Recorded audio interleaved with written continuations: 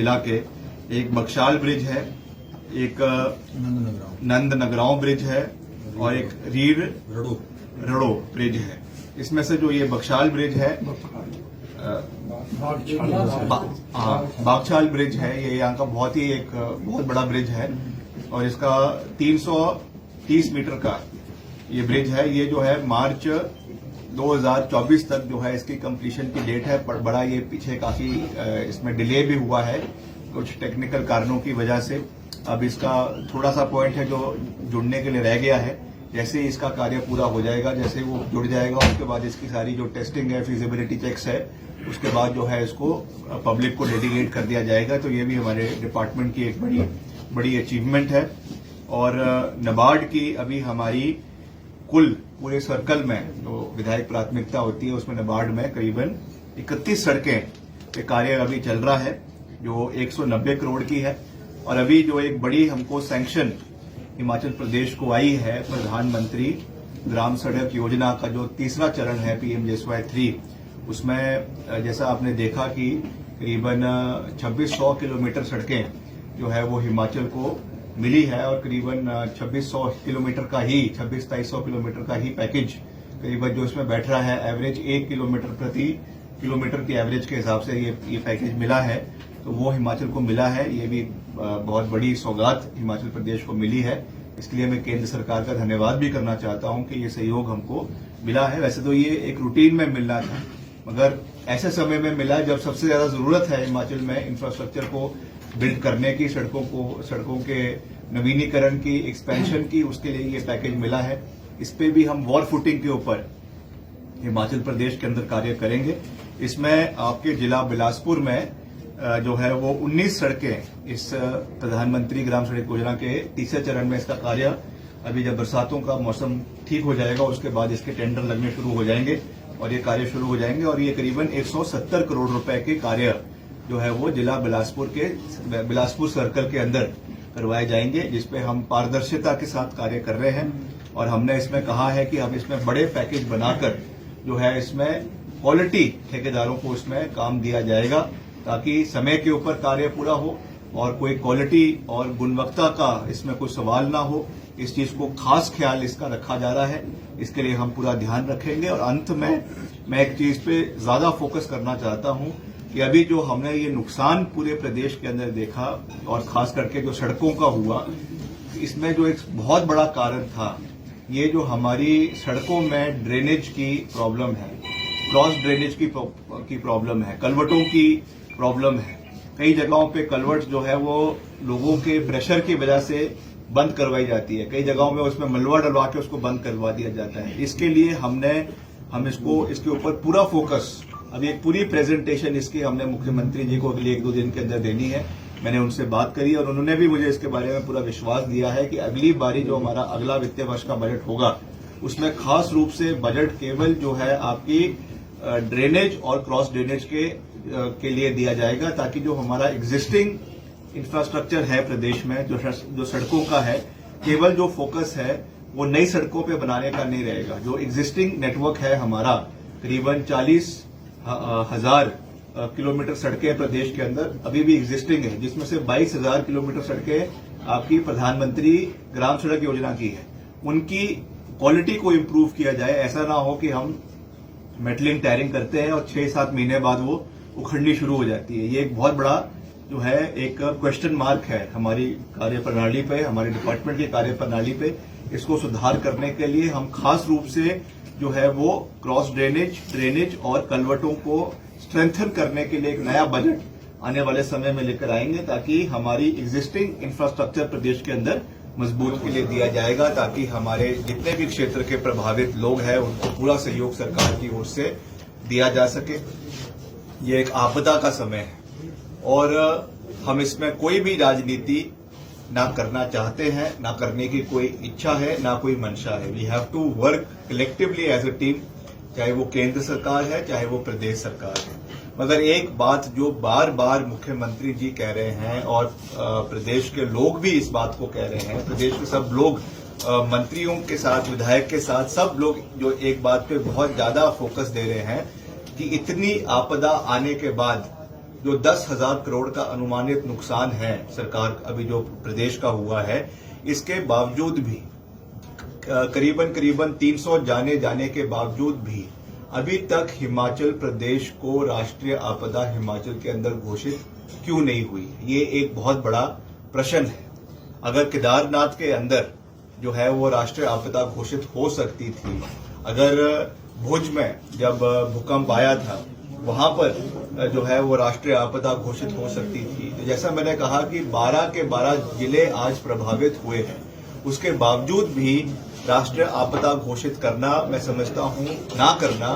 ये दुर्भाग्यपूर्ण है। इसके ऊपर जो हमारे भाजपा के वरिष्ठ नेता है प्रदेश के भी और जो यहां से केंद्र में नेतृत्व कर रहे हैं, खास करके हमारे भाजपा के राष्ट्रीय अध्यक्ष आदरणीय जगत प्रकाश नड्डा जी, हमारे केंद्रीय मंत्री आदरणीय अनुराग ठाकुर जी और पूर्व मुख्यमंत्री और नेता प्रतिपक्ष जयराम ठाकुर जी, उनको पूरी मजबूती के साथ, मुख्यमंत्री जी ने तो वो बात कही ही है, मगर उनको भी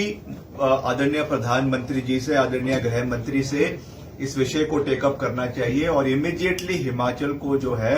वो नेशनल डिजास्टर के रूप से जो है वो घोषित करके एक एडिशनल पैकेज,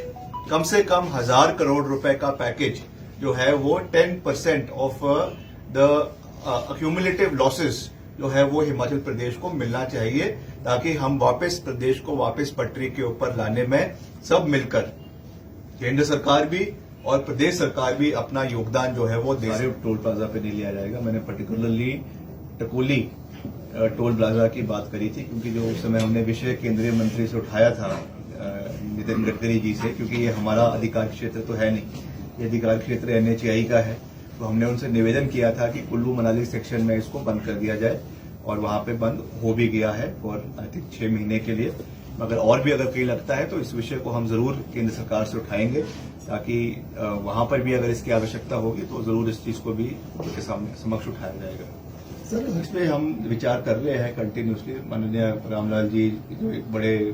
खुद भी खिलाड़ी रहे हैं और इनका बड़ा शौक रहता है, इसको स्टडी करवाएंगे। देखिए, मेरा अधिकार क्षेत्र नहीं है, तो इसको हम टेकअप करेंगे, इसका प्रॉपर स्टडी करवाएंगे और इसको NHAI के अधिकारियों के साथ और कंसर्न जो मॉर्थ के अधिकारी है उनके साथ इसके बारे में बात करेंगे और जो जायज है वो होना चाहिए। अब स्वाभाविक है, क्योंकि NHAI जो एक कंपनी है, कॉर्पोरेशन है, तो उनको पैसा भी तो बनाना ही है, दैट इज अंडरस्टूड, बट जो भी उनका सेट पैरामीटर्स है वो फॉलो होने चाहिए और अगर वो फॉलो नहीं हो रहे हैं तो definitely we will take this issue with the concerned authorities and the honourable minister के माध्यम से भी इसको एक सेंटर यहाँ पे बनाया गया है। उसमें थोड़ी सी अभी एम्बिग्विटी है कि क्लैरिटी नहीं है कि कौन सा हमारा स्टेट डिपार्टमेंट YSS किसको देख रहा है और कुछ पार्ट जो है वो खेलो इंडिया के माध्यम से कोचेज यहाँ पे रखे गए हैं, उसको हम स्ट्रीमलाइन करने की कोशिश कर रहे हैं, क्योंकि सबका मकसद एक ही है कि हम खेलों को बढ़ावा देना चाहते हैं, मैक्सिमम तरीके से स्पोर्ट्स पर्सन बढ़ावा दिया जाए। मगर कहीं ना कहीं इसकी वजह से जो है जो इसमें थोड़ी सी क्लैरिटी की कमी की वजह से जो थोड़ी कंफ्यूजन हो रही है, प्रॉब्लम्स हो रही है, उसको हम जल्द सॉल्व करेंगे, ताकि प्रदेश में बिलासपुर जिला एक स्पोर्ट्स के दृष्टिकोण से एक बहुत ही महत्वपूर्ण जिला है और यहाँ पे जो भी इंफ्रास्ट्रक्चर है उसको और मजबूत करना, अच्छे कोचेस यहाँ पे उपलब्ध करवाना, ये हमारी प्राथमिकता है, जिसके ऊपर हम कार्य करेंगे। ब्यास नदी में फेंकनी पड़ गई, ये भी हमारे लिए बहुत दुखद बात है, इसलिए प्राथमिकता पे उसको खोलने के लिए और जो उसकी साथ लगती जो हमारी 2 मुख्य सड़कें हैं, एक कमान से कटौला और दूसरा एक पंडोह से लेकर जो चैल चौक, उसको मजबूत करने के लिए और जो हमारी मेन मंडी पंडोह सेक्शन है उसको जल्द से जल्द बहाल हो, जल्द से जल्द खुले, उसके लिए हमने एक मीटिंग शाम को वहां पे मौके पे ही रखी है, ताकि उसका इमीडिएटली उसका निवारण हो और वहां के क्षेत्र के लोगों को उसका फायदा मिले। तो इसीलिए आज हम इस क्षेत्र के दौरे के ऊपर हैं। जानते हैं कि हिमाचल प्रदेश पिछले करीबन 1-1.5 महीने से एक बहुत ही गंभीर परिस्थिति से गुजर रहा है। जिस तरीके से प्रदेश में आपदा पूरे प्रदेश के अंदर कहर बनाए हुए हैं और दुख की बात यह है कि कोई भी जिला ऐसा हिमाचल प्रदेश के अंदर नहीं है जहां पर व्यक्तिगत रूप से और सरकारी भूमि का, सड़कों का नुकसान जो है वो सरकार को ना हुआ। ये हमारे लिए एक बहुत ही चिंतन का विषय है और वॉर फुटिंग के ऊपर प्रदेश सरकार इस पे अपना पूरा सहयोग हर जिले में बनाए हुए हैं। माननीय मुख्यमंत्री जी ने हर जिले में विभिन्न मंत्रियों की ड्यूटी लगाकर उन्हें हर डिस्ट्रिक्ट में जाकर जो रिलीफ एंड रिहैबिलिटेशन का कार्य हो रहा है उसका जिम्मा भी दिया है और उसके अंतर्गत जो विकास कार्य हो रहे हैं, जो लोगों को बचाने का कार्य हो रहा है, जिन घरों का नुकसान हिमाचल के अंदर और बिलासपुर में हुआ है, चाहे वो पार्शली डैमेज्ड है चाहे वो फुली डैमेज्ड है, उनको फिर से ठीक करने का कार्य जो है वो पूरी वॉर फुटिंग के ऊपर चला हुआ है। अभी उसका हमने एक डिटेल्ड प्रेजेंटेशन जो है वो डिप्टी कमिश्नर के ऑफिस में देखा और इसमें उन्होंने हमको बताया कि कितने घर जो हमारे जिला बिलासपुर के अंदर है, जिनके घर कई जो पूरी तरीके से डैमेज हो चुके हैं, कई जो पार्शली डैमेज है, कई जिनके घर के रिटेनिंग वॉल्स हैं, डंगे हैं, उनमें बहुत सा डैमेज हुआ है। उसका एक पूरा रिपोर्ट बनाई जा रही है और करीबन 1.5 करोड़ रुपए अभी तक रिलीफ एंड रिहैबिलिटेशन के लिए, खास करके घरों के मुरम्मत के लिए जो है वो डिप्टी कमिश्नर द्वारा, प्रदेश सरकार द्वारा अभी तक ये पैसा आवंटित जो है वो किया जा चुका है।